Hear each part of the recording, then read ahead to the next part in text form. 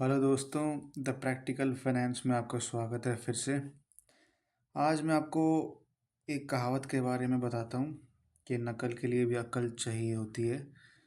तो जैसा कि कल का जो सेशन था मार्केट का, बहुत ही वॉलेटाइल था। मार्केट ऊपर गई, वो सारे गेंस कुछ मिनटों में वापस नीचे आ गई मार्केट। तो ऊपर की भी एसएल ले गई और बाद में आके नीचे की भी एसएल ले गई। तो कल कुछ ऐसा ही हुआ, मेरे कॉल साइड का एसएल भी गया और पुट साइड का एसएल भी गया।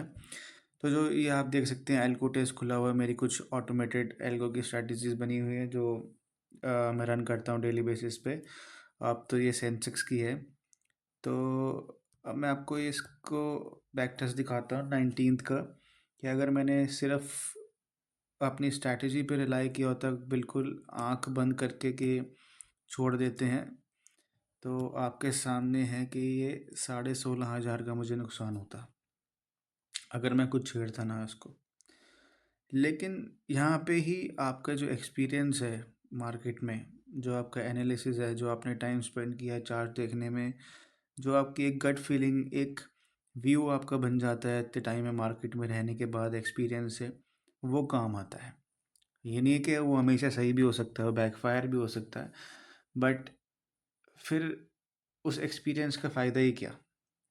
तो हुआ क्या, तो मेरी सेंसेक्स की पोजीशन में आपको दिखाऊं तो अभी कुछ ऐसी है।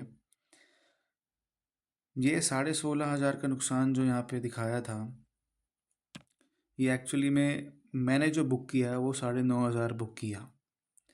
तो मैंने वो 9,500 बुक किया, तो लगभग मान लीजिए कि मैंने आधा जो है 40% जो है अपना लॉस सेव कर लिया। ये यहाँ पे मेरा एक्सपीरियंस काम आया। फिर जो मैंने क्या किया, उसके बाद मैंने पोजीशनल में ले गया उस इंटरडे को।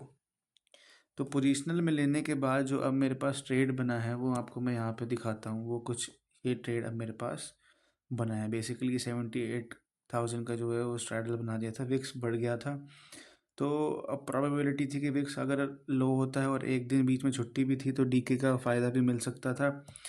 इसलिए जो है मैंने ये ट्रेड बनाया।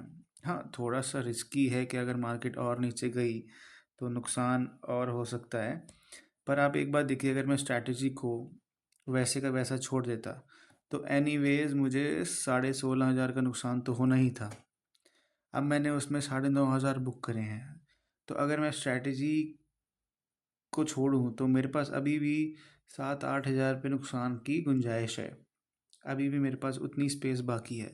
तो मैंने वो स्पेस को लेते हुए ये ट्रेड बनाया कि अगर ये ट्रेड मेरे फेवर में गया तो मैं वो लॉस भी रिकवर कर सकता हूँ और प्रॉफिट में आ सकता हूँ।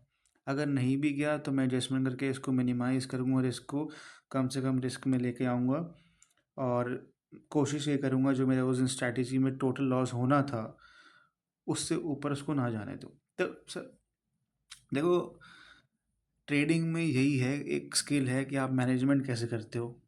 आपका पैसा जाना था वहाँ पे, अगर आप स्ट्रैटेजी को छोड़ देते, आपने उसको कम किया तो आपके पास एक बफर बच गया।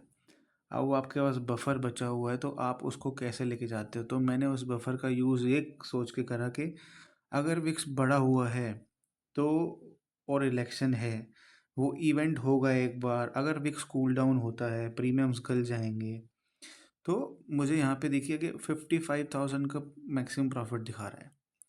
अब 55,000 का मैक्सिमम प्रॉफिट के लिए तो हम रुकेंगे नहीं। 10% प्रॉफिट हमें इधर 2-3%, 4%, 3% भी मिल जाए अगर, तो कहने का मतलब है 10,000 का प्रॉफिट भी हमको मिल जाए, तो 10,000 का प्रॉफिट का मतलब है, आप ये समझिए ना कि आपने पहले वो 16,500 रुपये का नुकसान कवर कर लिया, ऊपर से आप 10,000 रुपये कमा भी गए, तो आपने 26,000 रुपये कवर कर लिए।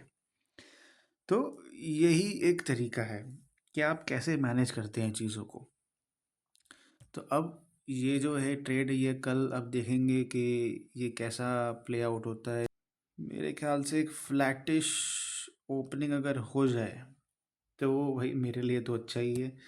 बाकी मुझे जो जहाँ मार्केट को देख के लग रहा है फ़िलहाल, वो ऐसा लग रहा है कि कुछ फ्लैटिश सा ओपनिंग या फ्लैट ओपनिंग के आसपास के ज़्यादा चांसेस लग रहे हैं मुझे। अब देखते हैं मार्केट कहाँ है। मार्केट देखिए ज़्यादा कुछ मूवमेंट हलचल नहीं है मार्केट में, थोड़ा नीचे गया था, डाउ रिकवर कर गया, फिर बहुत ही नेग्लिजिबल पॉइंट 12.55 के आसपास का ये दिखा रहा है। विक्स काफ़ी बड़ा हुआ है यहाँ पे भी, लेकिन मूवमेंट नहीं है अभी, तो मूवमेंट ना हो ये अच्छी बात है। विक्स बढ़ जाए और मूवमेंट ना हो तो बहुत ही बढ़िया प्रीमियम खाने को मिल सकते हैं। गिफ्ट निफ्टी का क्या हाल चाल है अगर हम देखें,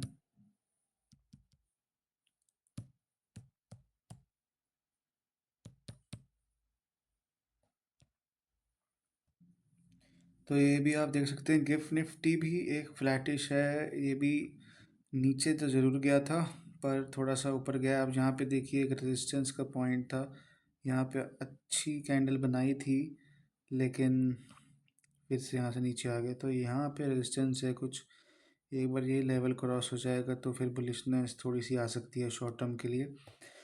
बट देखते हैं, हमको तो ये कि अगर एक बार फ्लैटिश ओपनिंग दे जाए और विक्स थोड़ा सा क्रैश कर जाए तो हमारा कुछ काम बन सकता है। तो यही है दोस्तों, कुछ रॉकेट साइंस नहीं है, बस ये है कि आप मैनेज कैसे करते हैं ट्रेड्स को, आप क्या सोचते हैं, आपका एक्सपीरियंस क्या है, और ये सब चीज़ें एक्सपीरियंस से आती हैं, कोई सिखा नहीं सकता आपसे। आपने आपका एक टाइम के बाद ये सबकॉन्शियस माइंड में चीज़ें सेट हो जाती हैं कि आपने, आपकी मसल मेमोरी में सेट हो जाती हैं कि आपने उस ट्रेड में कैसे किया था, उस टाइम आपने कैसे बाहर निकले थे।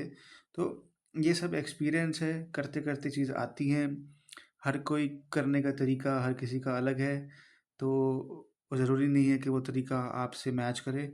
बट हाँ, एक आइडिया ज़रूर मिल सकता है। हम यहाँ पे आपसे आइडिया ही शेयर करते हैं कि हमसे क्या गलती हुई, क्या अच्छा किया और क्या हमने गलत किया, तो ताकि आप उससे आगे सीख सकें और एक बेहतर ट्रेडर बन सकें। तो और यहाँ पे सब कुछ प्रैक्टिकल फाइनेंस है, तो प्रैक्टिकली आपको दिखाया जाता है अकाउंट में कि हमने रियल में ट्रेड लिया। हम ऐसा नहीं है खाली ऑब्स्ट्रा स्टॉक मॉक में आपको ट्रेड बना के दिखा दें और बता दें ऐसे ऐसे कर लेना।